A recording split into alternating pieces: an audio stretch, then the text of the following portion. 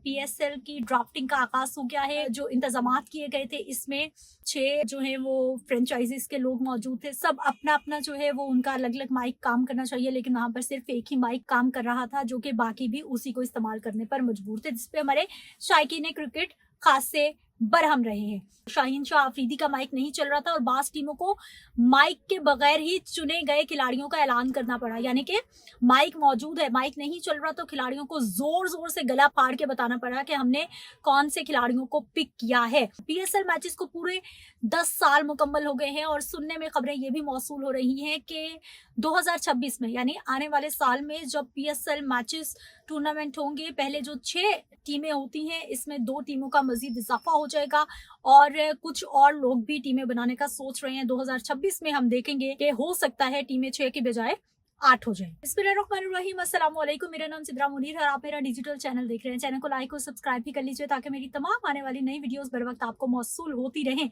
बात कर लेते हैं जी पीएसएल के हवाले से, क्योंकि पीएसएल की ड्राफ्टिंग का आगाज हो गया है।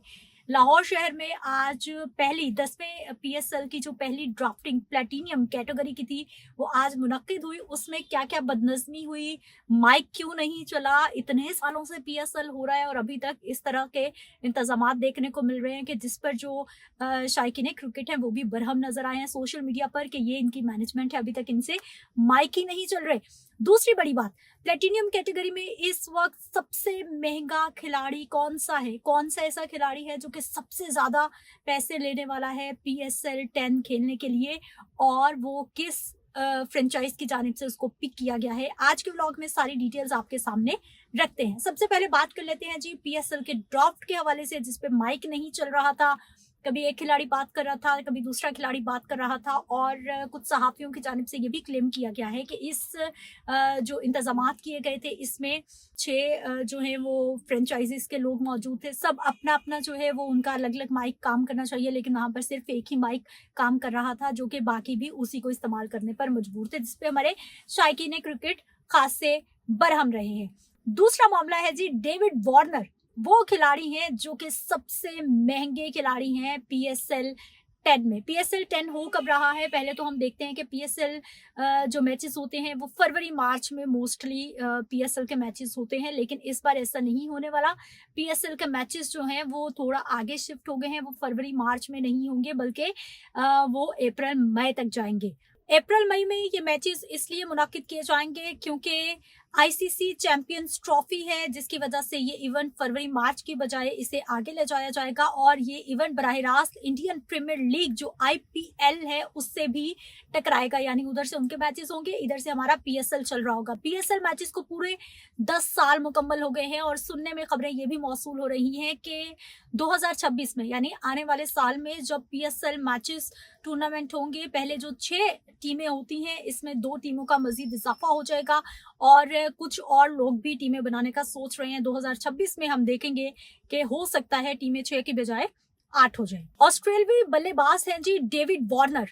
आप बहुत सारे लोग उनको जानते होंगे। कराची किंग्स ने कम से कम $3 लाख की तनख्वाह पर उनको पिक किया है। कराची किंग्स की जानिब से वो पीएसएल 10 खेलेंगे और यूं वो पीएसएल 10 के सबसे महंगे तरीन खिलाड़ी होंगी। उनकी जानिब से कहा गया है कि वार्नर को लाहौर कलंदर्स ने ड्राफ्ट में शामिल किया था, उनकी कम से कम तनख्वाह $2 लाख तय की गई थी, लेकिन जब कराची किंग्स की जानिब से उनको $3 लाख ऑफर किया गया तो फिर उन्होंने कराची किंग्स में शमूलियत इख्तियार कर ली है।